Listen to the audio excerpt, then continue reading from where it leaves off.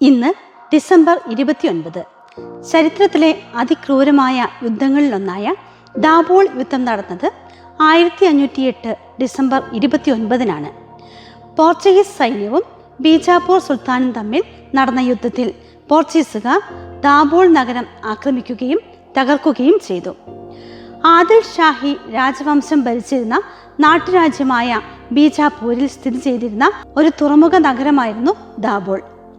ഇന്ത്യയിലെ അന്നത്തെ Portuguese viceroy ആയിരുന്ന ഫ്രാൻസിസ്കോ ഡി അൽമേഡയുടെ മകൻ ഒരു യുദ്ധത്തിൽ കൊല്ലപ്പെട്ടതിന് പ്രതികാരമായാണ് ദാബോൾ യുദ്ധം നടന്നത് എന്ന് പറയപ്പെടുന്നു. സ്ത്രീകളും കുട്ടികളും വൃദ്ധരും ഉൾപ്പെടെ നിരവധി ആളുകൾ പോർച്ചുഗീസുകാരുടെ ആയുധങ്ങൾക്ക് ഇരയായി. കൂട്ടക്കൊലയ്ക്ക് ശേഷം വാളിൽ നിന്ന് രക്ഷപ്പെട്ട എല്ലാവരെയും ജീവനോടെ ചുട്ടുകൊല്ലാൻ അവർ നഗരം മുഴുവൻ അഗ്നിക്കിരയാക്കി. 1509 ജനുവരി 5-ന് സൈന്യം നഗരം വിട്ടതോടെയാണ് യുദ്ധം അവസാനിച്ചത്.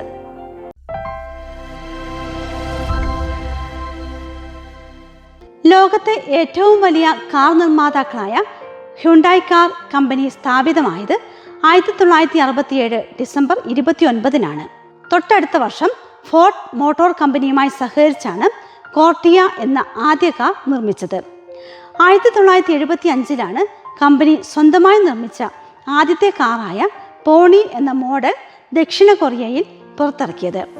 1976-ൽ ഇത് ഇക്വഡോറിലേക്കും ബെനലക്സ് രാജ്യങ്ങളിലേക്കും കയറ്റുമതി ചെയ്തു. 1982-ൽ ഹ്യുണ്ടായി ബ്രിട്ടീഷ് വിപണിയിലും പ്രവേശിച്ചു.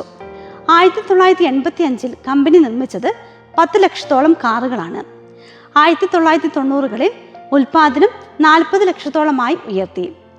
1996-ലാണ് ഹ്യുണ്ടായി മോട്ടോർ ഇന്ത്യ ലിമിറ്റഡ് ചെന്നൈക്കടുത്തുള്ള ഇരിങ്ങാട്ടുകോട്ടയിൽ ഉൽപാദന പ്ലാന്റ് ആരംഭിക്കുന്നത്.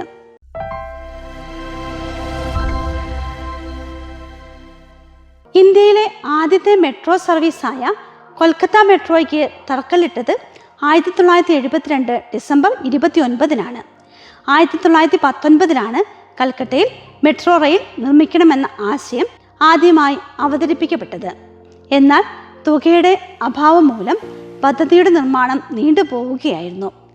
1969-ൽ ദി മെട്രോപൊളിറ്റൻ ട്രാൻസ്പോർട്ട് പ്രൊജക്റ്റ് ആരംഭിച്ചതിന് ശേഷമാണ് മെട്രോയുടെ നിർമ്മാണം യാഥാർത്ഥ്യമായത്.